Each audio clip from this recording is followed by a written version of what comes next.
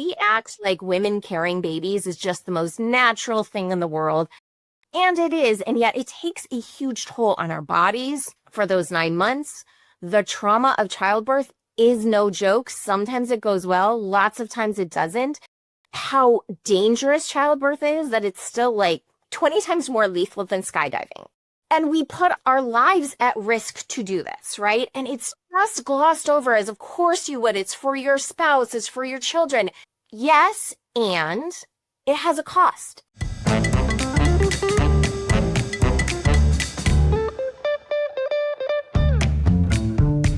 Gloria Steinem once said, "We will never solve the feminization of power until we solve the masculinity of wealth." Barbara Provost and Maggie Nielsen are the team at Purse Strings that will help you navigate the ins and outs of financial independence so that you can be financially fearless. This is Women in Money, the shit we don't talk about. Cindy, welcome to Women in Money, the shit we don't talk about. We are thrilled to have you on today. Before we dive into our great conversation, would you take a moment to introduce who you are and what you do to the audience? Yeah, I'm Cindy DiTiberio. I'm a writer and ghostwriter and editor. I've been working in publishing for pretty much my whole career, but most recently in the last 3 years, I started The Mother Lode, which is a Substack about marriage, motherhood, and divorce, and it's definitely a feminist lens on it. In fact, I love your tagline, the shit we don't talk about. That could be the tagline for my Substack too. I mean, it really just started from wanting to talk about the hard parts of motherhood that we weren't really talking about. I feel like so much has come out now in the last 5 years. We're like, we really are talking about the hard parts of motherhood now, that it's almost like people are like, why isn't anyone talking about how great it is? And it's like, well, because we did that for a long time. But I started it really, it was in the throes of I will say, because it was end of 2021, while we still, like, my kids still were not in full-time school. So it really came out of the pandemic and how challenging that was for so many mothers, and was focused mainly on motherhood until I realized that a lot of my struggles with motherhood were actually struggles with marriage. So then I started interrogating marriage, and then I ended up getting divorced. And so then it walked me through that whole process and has been a lot about that. And there's not as much content about divorce as there needs to be, as it's really becoming a thing that women are pursuing. And so I try and let it be a hub of stories and resources as well for people who are considering divorce. Obviously, I talk about the hard parts of divorce, but I also talk about the liberating parts of divorce, because it was a very pivotal moment for me, as it is for many women, when they realize, oh, okay, life can be something different. And they start to pursue a life that works for them instead of just everyone around them. Have you always been a writer, Cindy? No, I originally started as an editor in a publishing house. So I was like one of the people helping books come out into the world for almost a decade. And then when I became a mom, and I tried to do that full time, and I also had a commute, that didn't work out so well. So like so many mothers, I was like, I'll just downshift my career and fit it around my children, which I did. And so I became that freelance editor, but then I ended up ghostwriting, and so writing people's books for them. So I did that for about 8 years. I wrote 11 books. Actually, now it's 12. But then, of course, the pandemic hit, and I had a kindergartner and a third grader when that happened. And so I quit working after I finished whatever book. The deadline was May 1st, 2020. I will never forget that deadline, because it's a miracle I hit it. And then it was like, oh my gosh, trying to write with kids. And also I was trading shifts with my husband at the time, and it was insanity producing for everyone. We were all going crazy. And so I stopped working. But I still had all the creative energy that wanted to go somewhere. And also, I tend to write my way through hard things, and the pandemic was a very hard thing. So I restarted my journaling practice, which I put aside. And then I started to figure out what my voice was. I'd been writing in other people's voices for so long, I didn't even know what my voice sounded like or what I had to say. And of course, I had a lot to say about what was happening in the world and what it was like for mothers who all were just now tasked with like homeschooling and doing all the things and never having a break. And so that was when I first started writing in my own voice. And I haven't really gone back. I have gone back to ghosting. I'm still doing that, but I'm making enough room so that I can still write in my own voice right now as well.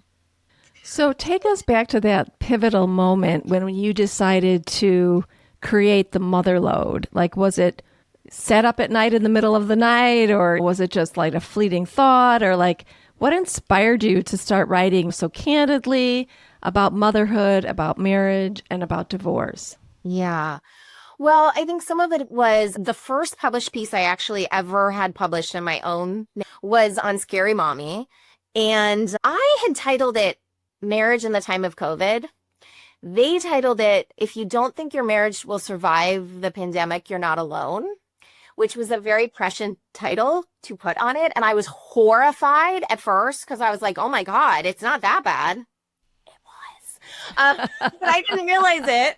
They clearly saw it. So anyway, so I had started writing for other places. And then I wrote for the Lily. I wrote about like what it meant to sacrifice my career in the pandemic. And that's actually what I'd done throughout motherhood. So I'd been writing these pieces for other places. But the thing is, you have to get someone to want it. And then they have their own particular spin on it. And Substack was just coming up as this platform for writers, as a place where it's like this in between, like, is it a blog? Is it a newsletter? And I had another friend who was thinking about starting one. And I was like, well, what if I did that? And then what's nice about Substack is you decide, like, you're in charge of it. You decide what you write, when you write, how often you write, whether you charge for it. It's just completely self-owned. And I think that felt really good, that I wasn't going to have to pitch 14 outlets and hope one of them took it. If I wanted to write about something, I got to. So I think that freedom was really appealing to me.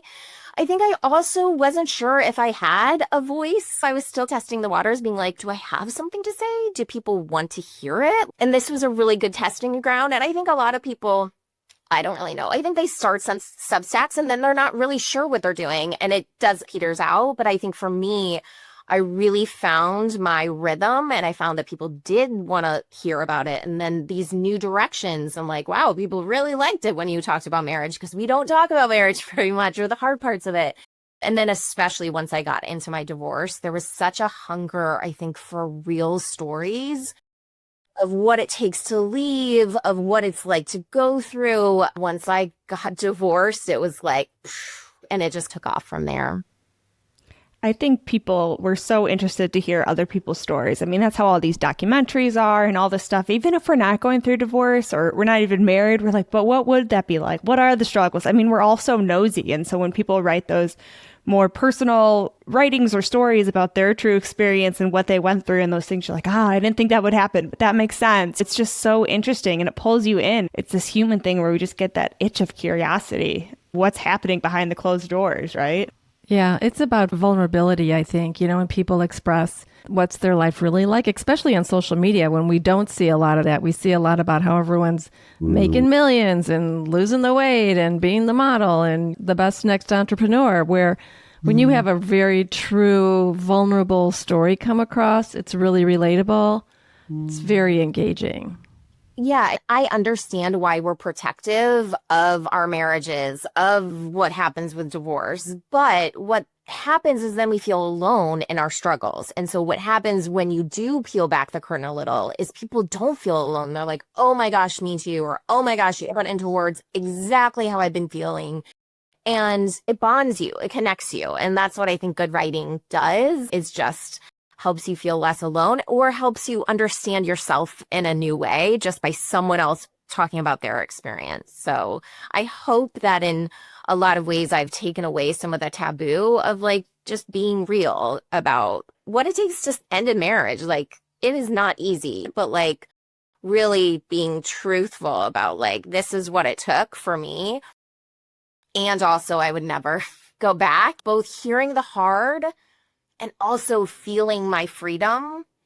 Like, it's both hands with all things. Like, motherhood is both hands. It's both the hardest thing ever and it's the greatest thing I've ever done. And so I know one of your series was The Math of Motherhood, which is such a compelling name, especially, we went through the trend of like girl math and boy math. And so I love like the math of motherhood. So what is it exactly that we're not calculating when we talk about the cost of motherhood?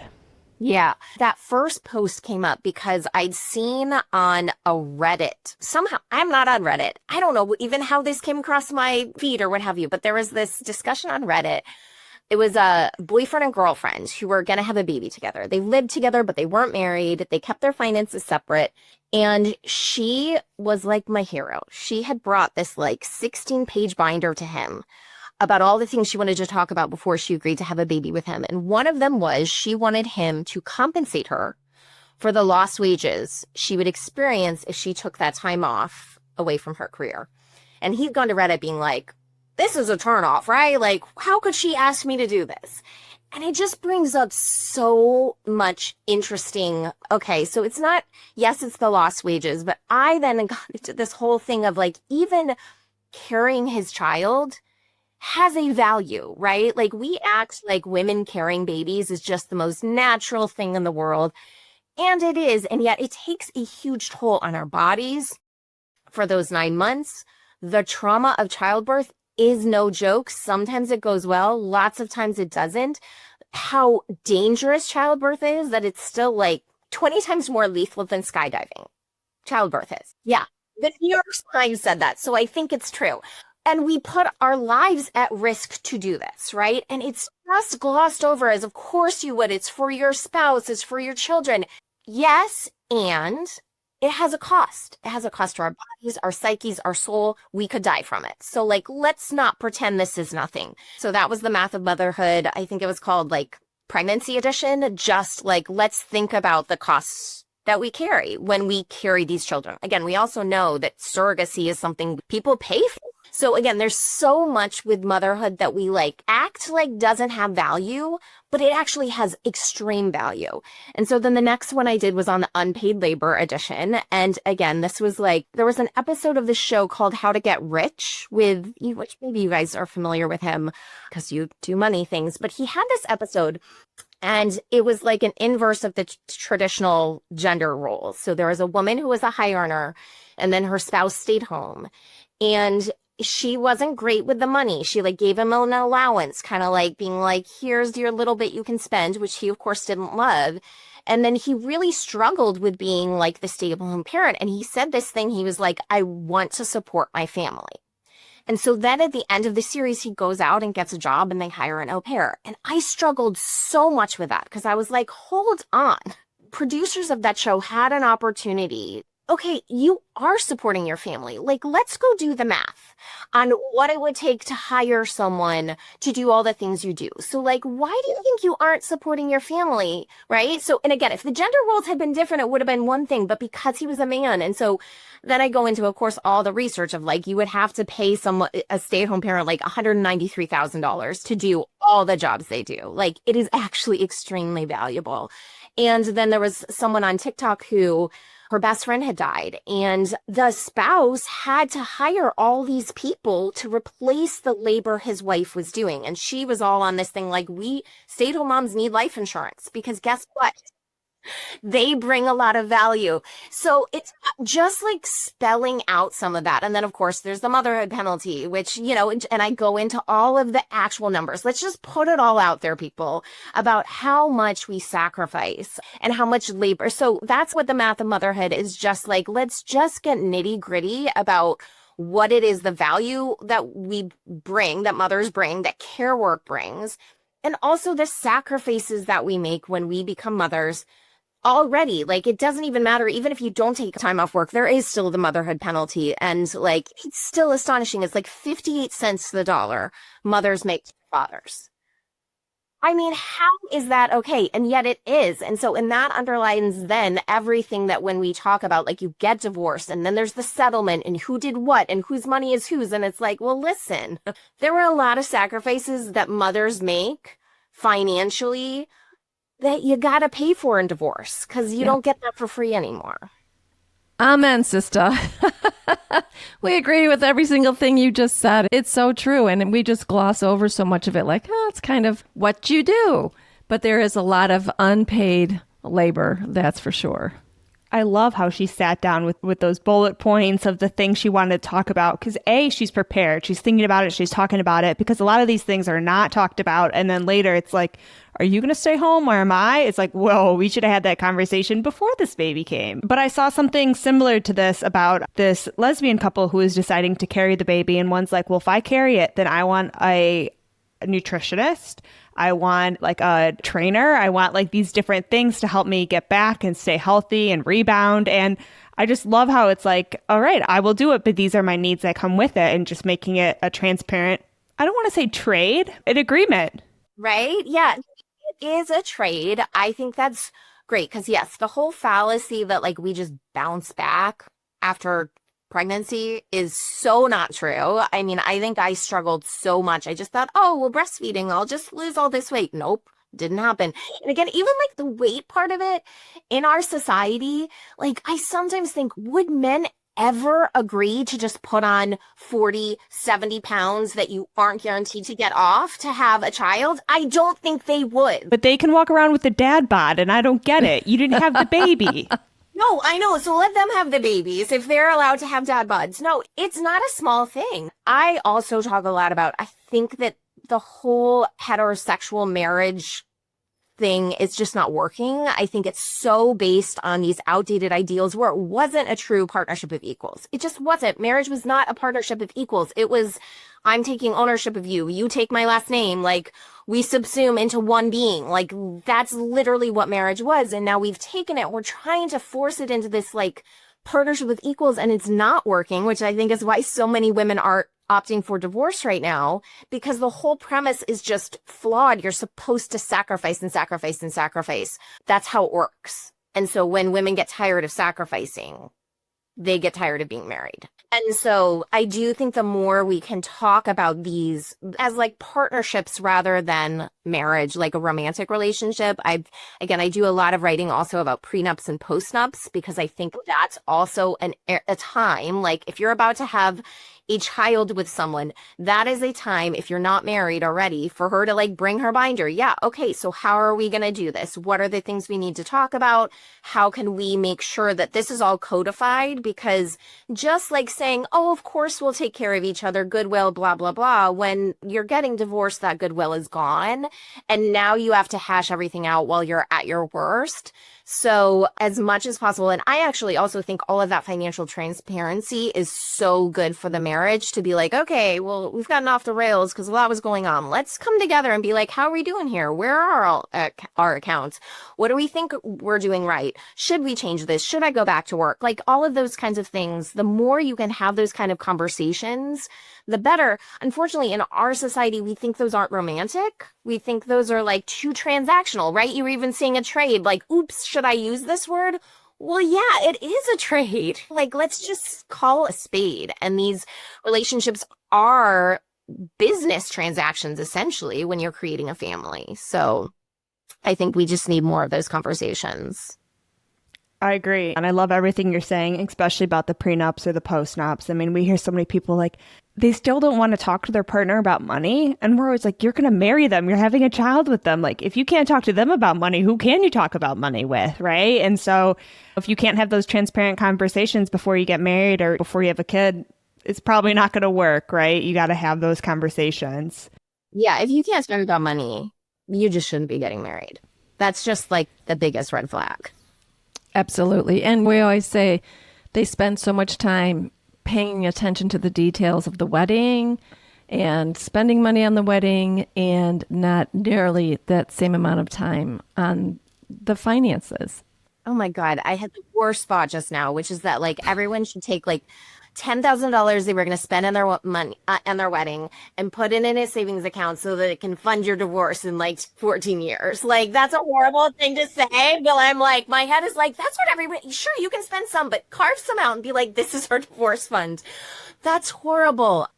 But if not, it's a great investment for when you're 85. I mean, you're either going to spend it together or you're going to be like, actually, Cindy was right. I'm glad we did that. Just call it the freedom fund, and it's either your freedom from each other or it's your freedom and you go retire and have a great life together. So either way, you're free. So let's just trademark that. That's what every marrying couple should do. You heard it here first. Yep. Love it, Cindy. So let's talk about the divorce diaries now that we're on the topic. It is a taboo topic for many women, although I think it's getting a little bit more conversive out there. So why was it important for you to pull back the curtain on that? Yeah. I'm trying to remember when I first got the idea. You hear stories of divorce, but you don't get into the nitty gritty of like, I want to know how much you spent on legal fees. I want to know how much child support you get. Do you get spousal support? I wanted the real numbers, and no one's willing to share them, understandably, because shame, or again, it's talking about money. We don't like to talk about money. So I just decided, I was like, well, I'm going to interview divorced women anonymously and see who will talk to me and see who will like. And so I compiled this list of questions, and that was just the start of it. So like, you have to be a paying subscriber of the Mother Lode to get the interview, because I think it does have value of like really learning how long did it take you to get divorced? What was your reasoning? Yes, we go into legal fees. Did you mediate? Do you get child support? What was your work-life balance? Did you sacrifice your career? What do you wish you'd known? What are your regrets? And women have been, again, because it's anonymous, they have been so forthcoming with their stories, and everybody has a different one, right? Like there is no cookie cutter divorce. Every situation is different.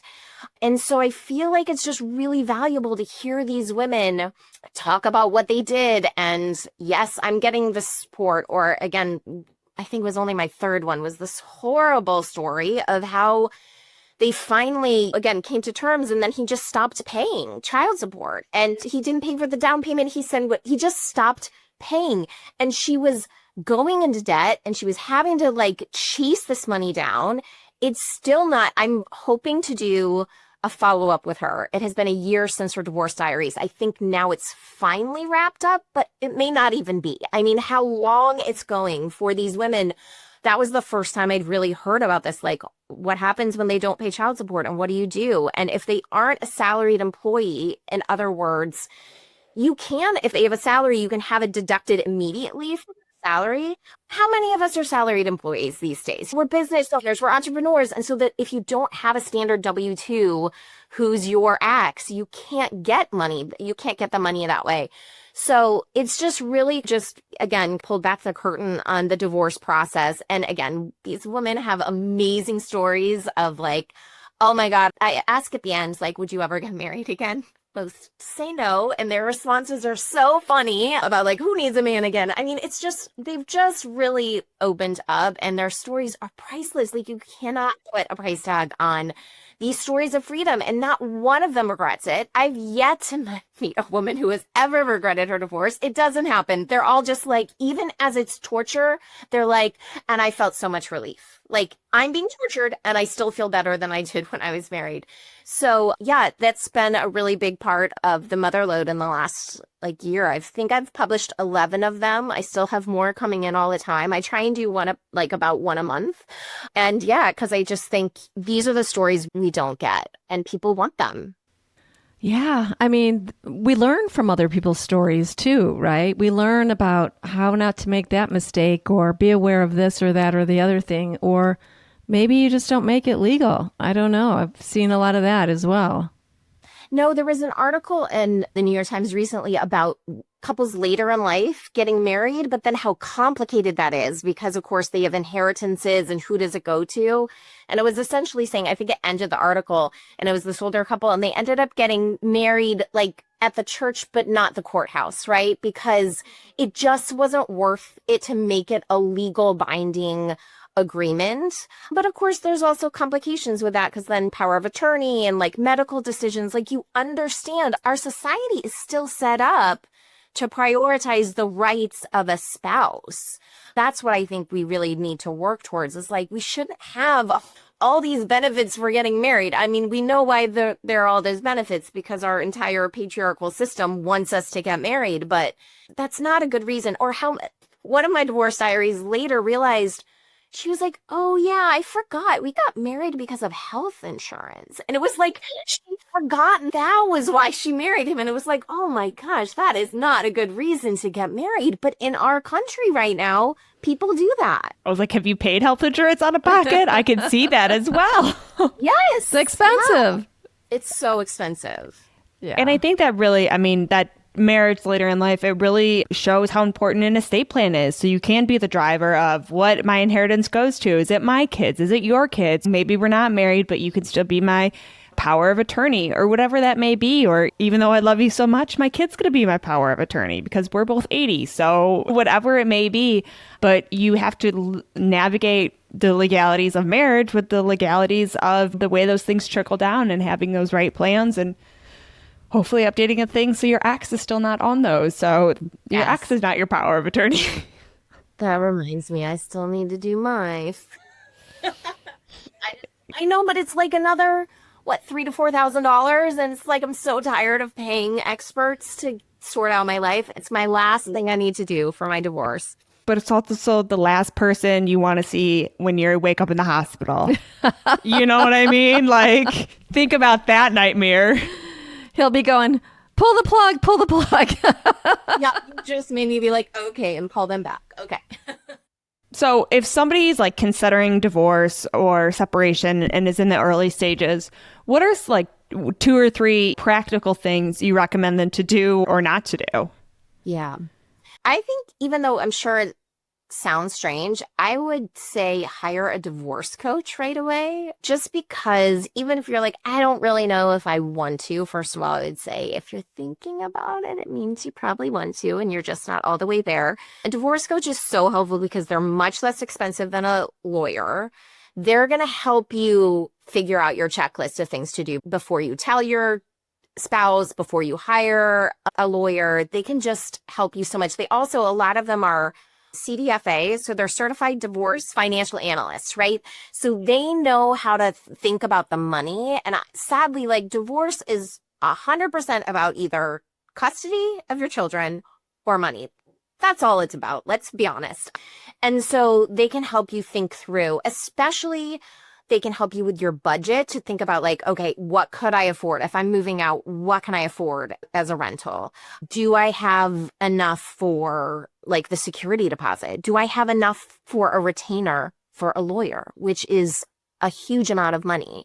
If I don't, where can I get that? I heard a story recently. This is such an insane story of a woman who was thinking about divorce and she didn't have she wanted the money for the retainer. She took her wedding ring. Yeah, you guys know this story. And she replaced the diamond with a cubic zirconia so her husband didn't know, and she sold that diamond. That is genius. These are the kind of things that we need women to know because, yeah, you need to be thinking about the financial part of it because you're going to need a lot of money in that first couple months to get divorced. I wish that weren't true, but if you're going to leave, you need rent, security deposit, retainer for a lawyer. So you want to start thinking about the money side. So my second thing would be to make sure you have access to all your financial accounts. So many women don't. I didn't. You can spin it as like, hey, we haven't talked about money for a while. Can we have a little sit down? I think it'd be really great to like just see where we're at. I'd love to have access to like just you need to have all of that before things get started because, I mean, that's what's going to happen in the financial disclosure process, but that can help you make some decisions too on some of your budgeting and things like that. I mean, the other thing is I would say probably suggest couples therapy just because I think most people will want that before they will agree to a divorce. However, I would say go in with eyes wide open because couples therapy is designed to preserve the relationship, not you. And so it's getting to the point where you feel like you're just getting abused by like putting up with their stuff. Then it's not, I mean, I think lots of times relationships are too far gone at that point, but think about who your spouse is. Are they going to want to be like, well, we didn't even go to therapy or whatever. So like nip that in the bud, start going to therapy, be like, well, we've been in therapy and it's not working for me. You know, it just depends on who your person is. Maybe they would never go to therapy and then don't try that. But I think so often, I think you can drag out the leaving process in a way that's not great. I think you only know when you're ready to leave. And I think for every woman, that's a different point. But once you hit that point, it's like you're done. Really, when you're thinking that much about it, you've been gone in your mind a year. Yes. They say that the average amount of time that someone considers divorce is 3 years, which when I heard that, I was like, that's a long time. Yeah. I think that's accurate for me. I think it was probably 3 years before I was like, okay, this is it. Because again, I mean, we had a 14-year marriage, so we were together a long time. It just takes a long time to be able to like say, I'm ready to give up on that dream. And so are there like conversations you think more women need to be having with themselves, with each other, or with their partners who haven't yet? I mean, I know we talked about the motherhood, we talked about marriage, we talked about divorce, so all these different things together. Yeah, what are some of these conversations that you think that we need to be having? Yeah. I mean, I think we as women tolerate a lot of hardship. We're taught to just keep going and taking it. I think often we don't think our own unhappiness is enough to upend things. So I think the conversation more women need to be having with themselves is like, am I okay in this situation? I know everybody else is doing just fine, but like, am I okay? Is this the best life I can be living? I think so often too, women want to stick it out for the kids, and you can, but I know from my experience, my kids have seen me be more happy in the last 2 years than they've ever seen me. I had been out of the house like 2 weeks and they already were like, oh, okay. Okay. Yeah.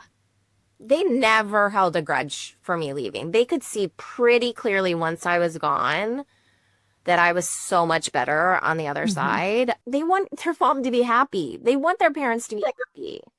And they can see it. And maybe not every kid. My kids pick up on energy and all of that. And so I think as hard as this has been for them, they now also get to see a mom who's self-actualized and engaged with her life and so happy. They would have missed out on that if I had stayed until they graduated. And then they would have seen me happy after they left. And imagine a kid being like, wait, why didn't I get this mom? I wish I had that. Right. You're preserving the family unit, but I think every kid wants their parent to thrive and be their best self, because then they see I get to do that.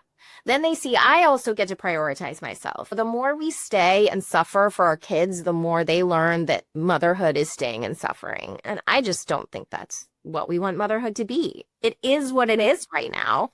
Like, I think that's why everyone's talking about it, is I do think motherhood is really tough in this country right now. But the goal would be, and that's why I talk about, it's not actually motherhood that was killing me. It was marriage. It was my marriage that was like killing me. Not motherhood. I love being a mom. Oh my gosh. Now mothering on my own is the best thing ever. I'm so good at it. I love it. It's the best thing ever.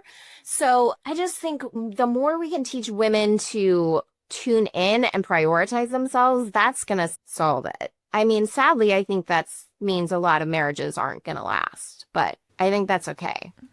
When mom's happy, everyone else is happy. And when mom's not happy, nothing good is going to happen. Oh, it's true. It is really true. And I just wish that it didn't have to, we suffer for a long time before we get out, I think. Well, Cindy, this has been a really great conversation. And there is a question we like to ask all of our guests on here before we wrap up. And that is, what is your own definition of financial freedom? Financial freedom. That's a really tough one. I still struggle with money a little bit. I'm not going to lie. I think money has terrified me for most of my life.